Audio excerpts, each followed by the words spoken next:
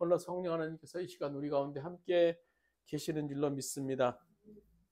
지난 시간은 로마서 1장을 통해서 후반 부분을 통해서 로마인들의 죄악을 통해서 이방인들의 죄의 리스트들을 아주 자세하게 우리가 봤습니다. 하나님 없이 살아가고 있는 그 이방인들이 얼마나 심각한 죄 가운데 살고 있는가를 이제 바울 사도가 이제 쭉 기록해 놓은 말씀이죠.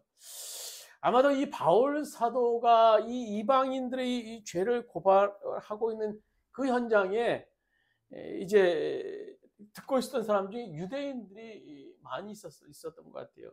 아마 그들이 이런 반응 보이지 않았겠어요? 그거 지나간 말씀이요. 바울 사도. 그런 이방인들은 정죄받아 마땅해요. 그렇게 몹쓸 죄를 짓고 있는데 어찌 정죄받지 않겠습니까? 아마 맞장구를 쳤을 거예요. 근데 이 바울은요, 이방인들에 대해서 로마인들이 그 죄악에 대해서 쭉 얘기하다가 갑자기 오늘 2장에서 방향을 확 바꾸는 거예요. 그리고 유대인들을 향해서 말합니다. 그러면 너희들은 정말 다른 줄 아느냐? 정죄하고 판단하는 너희들은 다른 줄 아느냐? 너희들은 이방인들과 본질적으로는 똑같은 죄이다라고 오늘 2장에서 말씀해 주고 계시는 거예요. 그래서 1장에서 이방인들을 향하던 그 화살이 2장에서는 다시 확 바뀌어서 오늘 갑자기 그 유대인들을 향해서 옆에 있던 박수 치던 유대인들을 향해서 화살이 이제 날아드는 겁니다. 그래서 유대인들에 대한 이 사도 바울의 지적은요, 이방인들에게는 그렇게 끔찍하게 죄를 짓고 있지 않았기 때문에 저 이방인들에 비해서는 나는 그래도 깨끗하기 때문에 생각했던 그 유대인들의 입장에서는요, 굉장히 큰 그런 데미지였어요. 너희들도 이 하나님의 판단에 의하면 동일한 죄 아래 있다라는 그런 바울 사도의 고백이에요. 그래서 아마 유대인들이 놀라면서 우리가 저렇게 어떻게 심각한 죄 아래 있는 이방인들보다 더 심각한 죄 아래 있다는 것일까? 그래서 율법을 하늘같이 받들었던 그들의 입장에서는 아마 바울을 이해할 수 없었을 거예요. 그래서 오늘 본문에 말씀하고 있는 유대인들을 향한 그 하나님의 판단의 기준, 그것은 지금은 오늘 우리의 하나님의 판단의 기준이기도 해요. 오늘 하나님께서는 우리를 어떻게 판단하실 것인가? 열심히 믿는다고 하는, 말씀대로 산다고 하는, 그 세상 속에서 내가 그리스도의 향기를 바란다고 하는 우리들을 보실 때 하나님께서 어떻게 판단하실까? 오늘 1장에서 16장까지 기록되어 있습니다만 그것에서 오늘 하나님의 판단, 유대인들을 향한 하나님의 판단 세 가지를 근거를 볼 수가 있어요. 첫 번째로는요, 하나님이 이전에 보시면 유대인들을 어떻게 판단하신가를 기록하고 2절 말씀 한번 같이 한번 읽도록 하겠습니다. 이런 일을 행하는 자에게 하나님의 심판이 진리대로 되는 줄 우리가 아노라. 하나님의 판단 첫 번째로 진리대로 판단하신다는 거예요.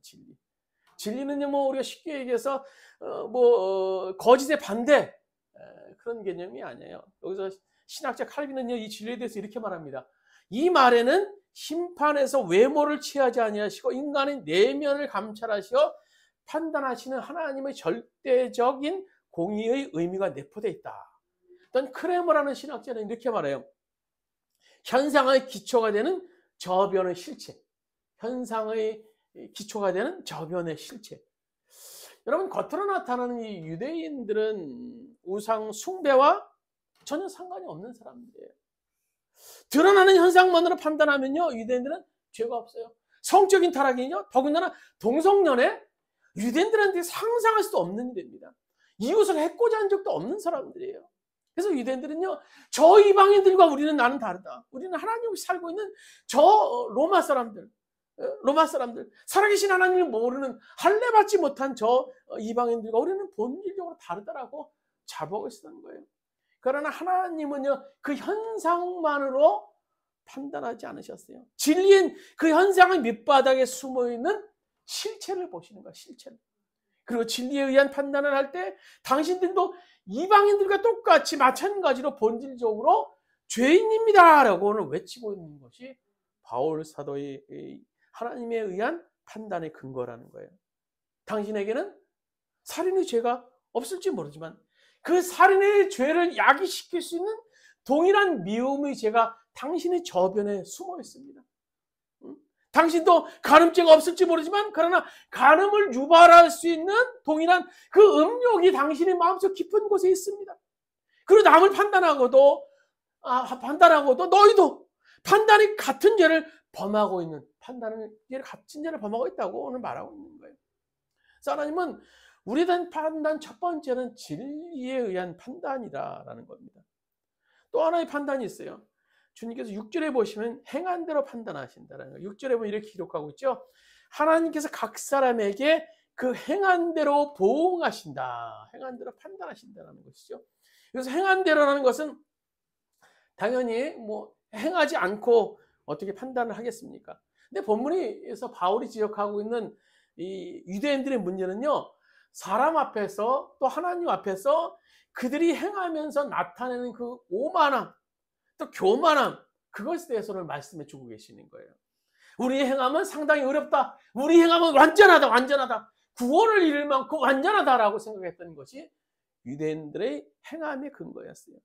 그 행함의 자부심이 근거 두 가지를 오늘 우리가 읽은 본문에서 말씀해 주고 계시죠. 그들은 그 행함의 표준이 되는 율법을 그들이 가지고 있다. 내가 가지고 있다. 모세부터 받은 그 율법을, 우리 조상들이 받은 율법을 우리 유대인들만이 가지고 있다라는 것 한 가지가 첫 번째 근거였고요. 또 하나는 율법을 날마다 듣는 분위기 속에서 날마다 랄랄랄라 막 외치는 그런 뭐 테이프나 어디서나 외치는 그 소리 속에서 분위기 속에서 살고 있었다. 그래서 당연히 그들은 율법에 대한 지도 많았겠죠. 그래서 이것들로 하여금 행함에 대한 굉장히 자부심을 갖고 있었다라고 오늘 로마서 2장은 우리들에게 말씀해 주고 계세요. 그러나 여러분, 우리가 율법을 가지고 있다라는 것과 율법을 따라 살고 있다는 것, 그건 다른 차원의 문제예요. 또 율법을 날마다 듣고 또 율법을 알고 있다는 것과 율법을 행하고 살고 있다는 건 분명히 다른 차원의 얘기죠. 그래서 우리도 하나님 말씀을 날마다 듣고 있는 분위기 속에 살다 보면 난 하나님 말씀대로 살고 있다라는 착각 속에 빠질 수가 있어요. 자기 전까지 아니면 자면서까지 듣다 보니까 듣는 데 익숙해지게 되어서 행함은 있고 듣는 것이 마치 행함인 줄 착각하는 경우가 우리 가운데 있을 수 있다는 거예요. 오늘 유대인들의 착각이었고요, 오늘 우리의 착각일 수 있습니다. 오늘 12절 말씀 한번 보세요. 12절 말씀 한 목소리를 보도록 하겠습니다. 무릇 율법 없이 범죄한 자는 또한 율법 없이 망하고 무릇 율법이 있고 범죄하는 자는 율법으로 말미암아 심판을 받으리라. 오늘 12절에 말씀하시고자 하는 핵심은요, 율법을 소유한 것이 중요한 것이 아니라 율법대로 살고 있느냐 하는 것이라는 거예요. 무서운 말씀입니다. 그것대로 살지 못할 때 당신들이 자랑하는, 당신들이 듣고 있는 그 율법에 당신들을 심판한다라는 겁니다. 14절 15절에서 또 계속 이렇게 말씀해 주고 계시죠. 율법 없이 이방인이 본성으로 율법의 일을 행할 때는 이 사람은 율법이 없어도 자기에게 율법이 되나니 이런 이들은 그 양심이 증거가 되어 그 생각들이 서로 혹은 고발하며 혹은 변명하여 새긴 율법의 행위를 나타내느니라. 여기 율법 없는 자에 대해서 이제 바울 사도가 말씀해 주고 계시는데요. 율법은 결국 크게 두 가지죠. 하지 말라, 또 해라. 하라, 하지 말라, 두 가지예요. 오늘 우리의 양심의 기능도 마찬가지입니다. 하지 말라, 해라. 이것을 해야 될까? 이것을 하지 말아야 될까? 우리 역시 양심도 율법과 똑같이 그런 면에서 가지고 있어요. 그런 면에서 양심은 기록되지 않는 율법이다라고 말할 수 있어요. 그래서 이방인들의 경우는요, 그들이 그 양심의 법에 의해서 심판을 받는다라는 거예요. 그러므로 율법을 소유하고 있다는 것이 중요한 것이 아니라 오늘 소유하고 있는 율법대로 살았느냐라는 것이 중요하다라는 거예요. 유대인들에게 있어서 율법이 주어졌다는 것은 분명히 특권이에요, 특권.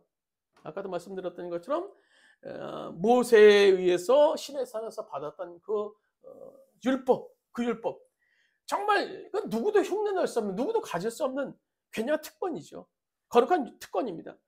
근데 이것이 오늘은 살고 있는 이 시대의 그리스도인들이 성경을 가지고 있다라는 사실만큼이나 우리가 특권으로 그렇게 우리가 특권으로 생각하는 경향이 있어요. 물론 세상 사람들이 뭐 성경에 대해서 자이든 타이든 그들은 가지 못합니다. 또 성경을 듣지도 못합니다. 성경을 읽지도 못해요. 그러나 어쨌든 우리는요 성경에 대해서 듣게 되고 성경에 대해서 공부하게 되고 성경을 우리가 소유하게 돼요. 그것도 뭐 한두 권 소유한 게 아니라 많이 소유하죠. 성경책도 우리가 가진 것은요. 그래서 어렸을 때만 해도 깨끗한 성경을 가지고 다니는 것이 굉장히 교회 다니면서 어떤 커다란 자랑거리였던 때가 있어요.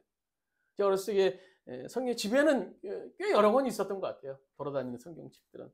그래서 보면 겉에는 뭐 비닐에다가 검은 비닐에다가 가운데는 빨간 걸로 이렇게 뭐 칠해져 있고 뭐 성경책도 어렸을 적에 보면은 막 세로로 됐죠. 무슨 뭐 천자문 된 것처럼 돼 있어가지고 중간중간에 뭐 한자도 좀 끼어 있고 그냥 읽기 어려웠던 그런 성경책이 기억이 나요.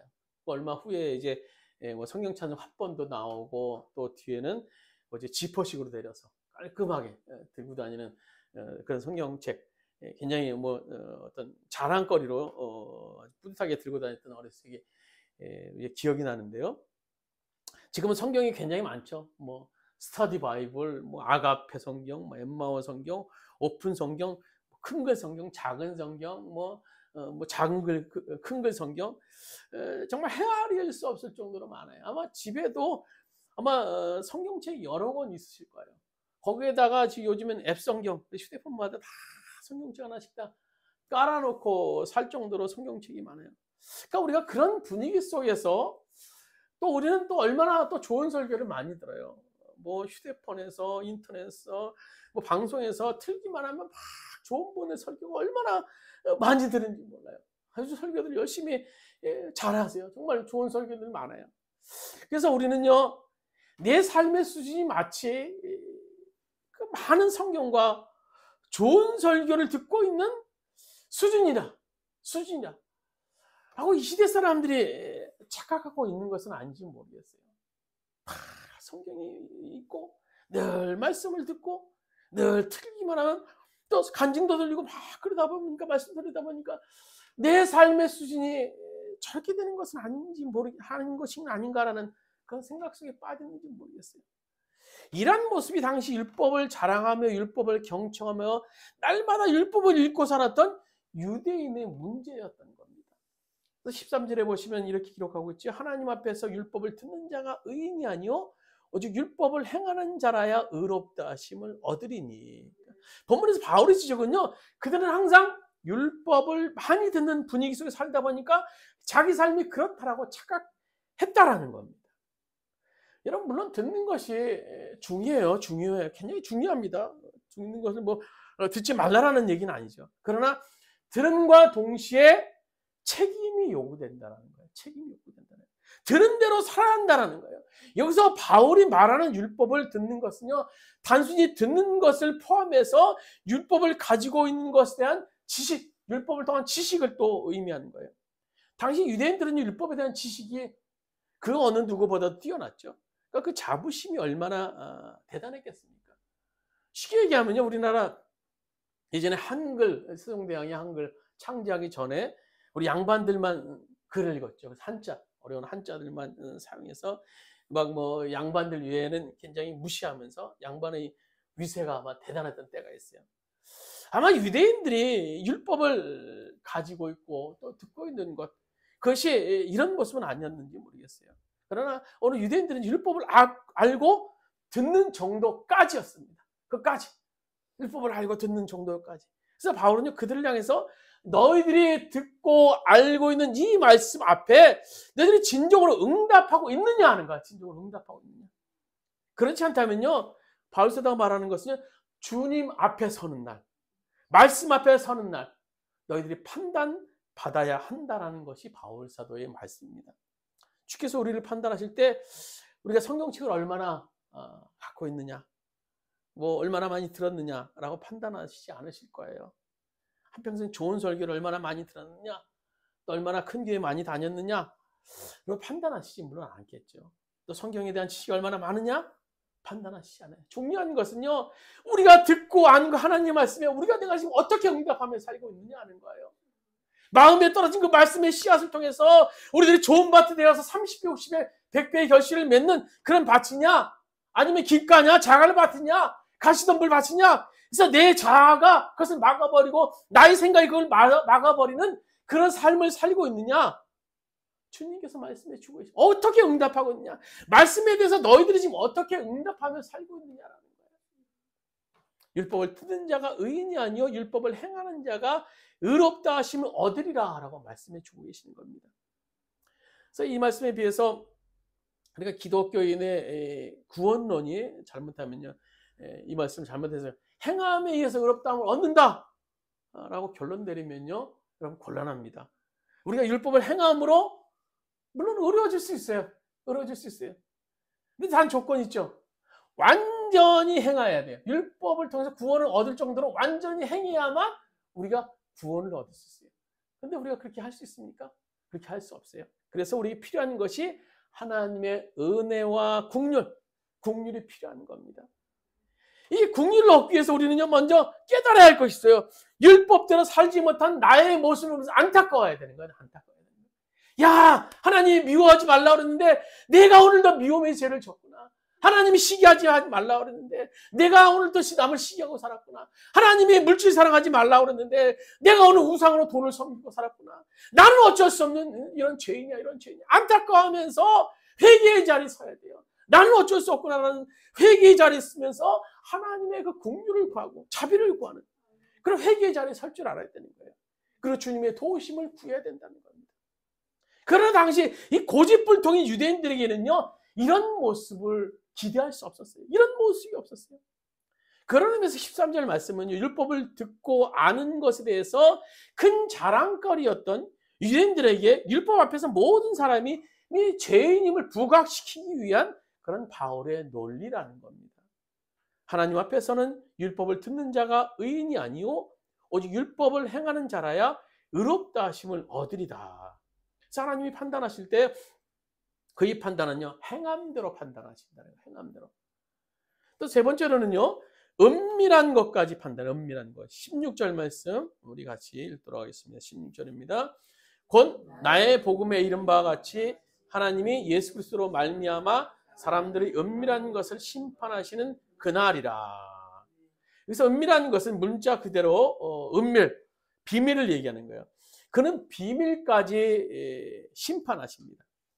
그는 우리의 행위를 심판하실 뿐만 아니라 그 행위를 만든 배후에 있는 우리의 동기, 그리고 사고, 생각까지 판단하세요. 그래서 11절에 바울 사도가 이렇게 말하죠. 이는 하나님께서 외모로 사람을 취하지 아니하심이라.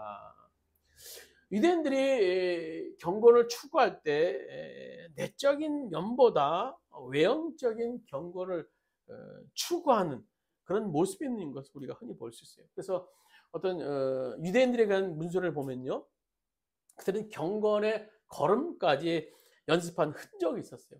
또 말하는 것도 경건하게 하려고 그런 노력을 했고, 그래서 그들이 그 기도하는 모습이 또 얼마나 경건한 모습인지 몰라요. 우리가 흔히 이제 TV라는 걸 통해서 보면 그 아랍이나 중동 사람들이 기도하는 모습 보면 특히 뭐 통곡의벽이나 그런 데서 보면 막 머리를 조아리면서 땅에 묻고 또 기도하는 모습을 볼 수 있어요. 오늘 예수님께서 성경에서도 그런 기도에 대해서 이제 책망하시는 것을 볼 수 있는데요. 그들은 그런 이 경건의 이 모습이 경건의 내면성을 보증한다라고 착각하고 있었던 것 같아요.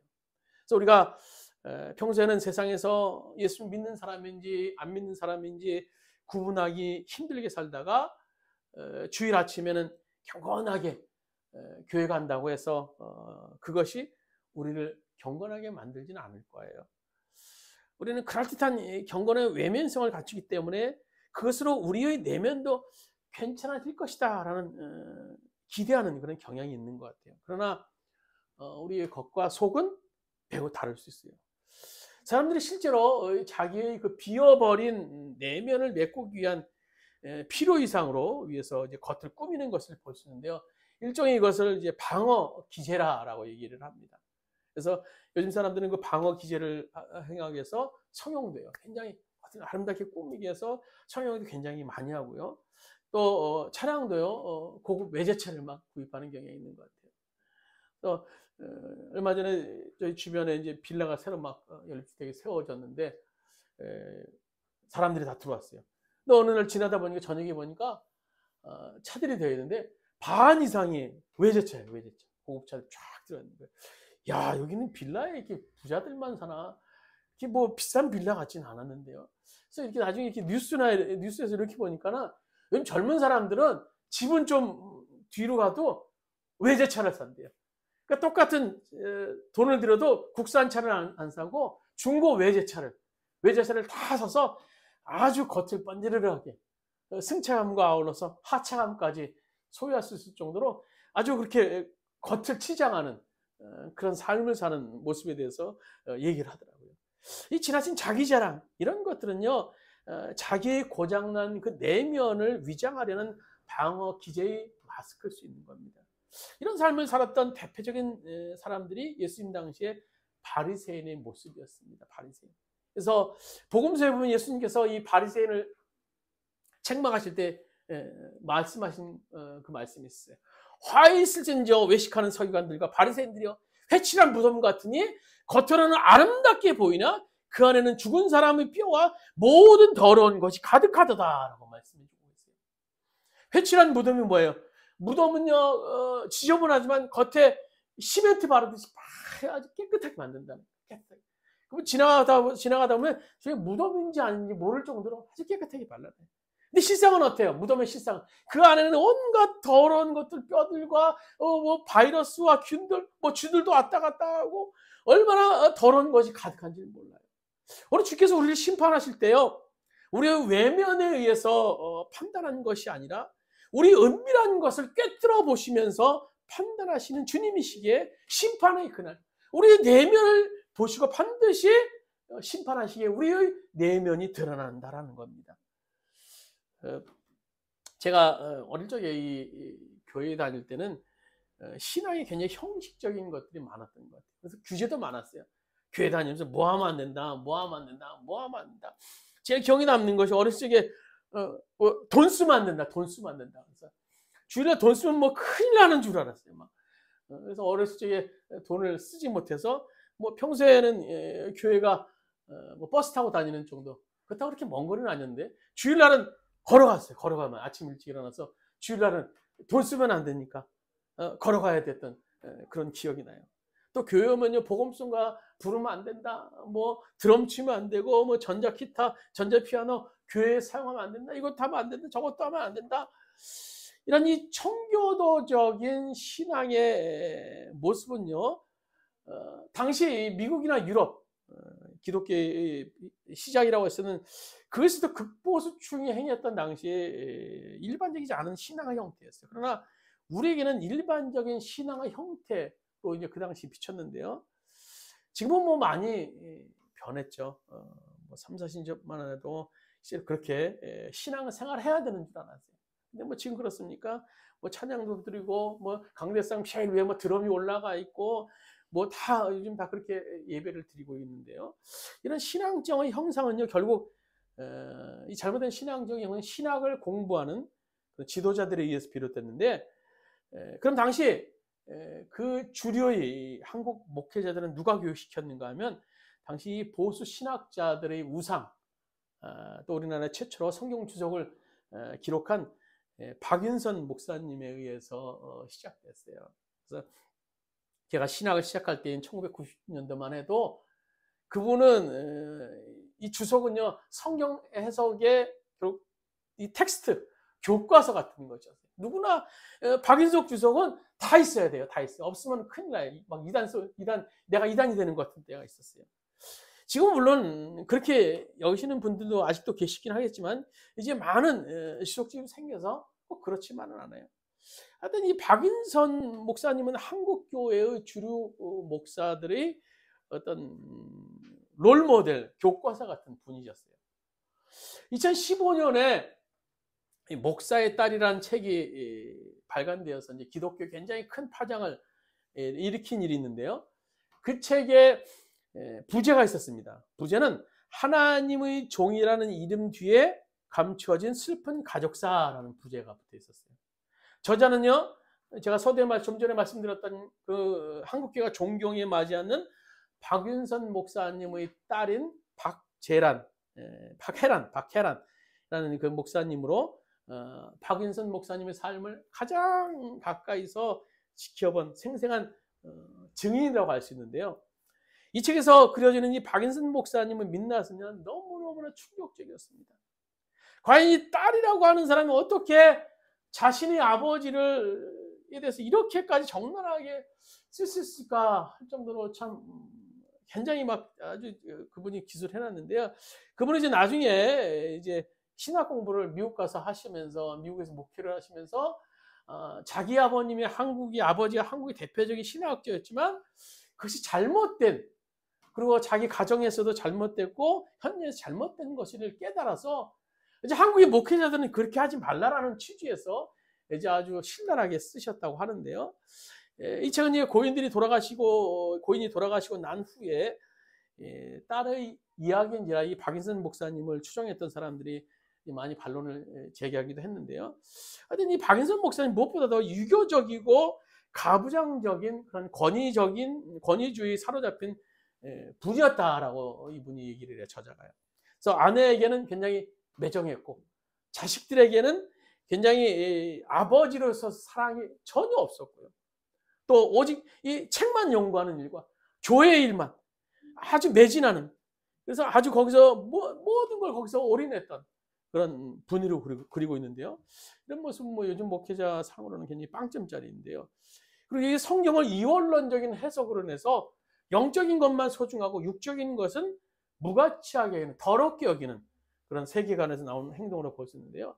하여튼 이 한국 보수주의 신학의 모델이라고 할 수 있는 그 신학자를 목사가 된 딸에 의해서 제정된 모습은 전형적인 그 바리새인의 그런 모습인 것 같아서 굉장히 충격을 받았던 기억이 납니다. 우리 16절 말씀 다시 한번 읽도록 16절 말씀입니다.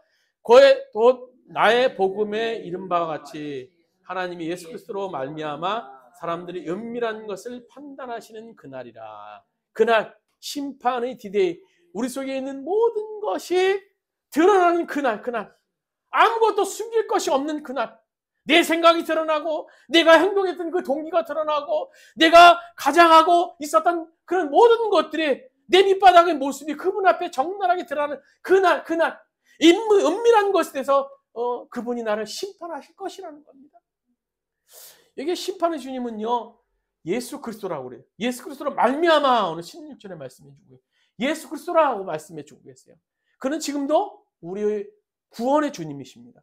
그러나 오늘이라는 현재의 그분을 우리가 구원의 주님으로 받아들이지 못한다면요, 마지막 날 그분은 우리를 심판하시게 된다는 겁니다. 그 주님 만나게 된다는 거예요. 말씀 맺도록 하겠습니다. 하나님의 판단은요, 세 가지 규범에 의해서 이루어져요. 진리대로, 행한 대로, 은밀한 것까지 판단하실 것이라는 겁니다. 이 하나님의 판단 앞에 오늘 한번 여러분 서보십시오. 그리고 그 판단 앞에서 서야 할 그날을 한번 바라보세요.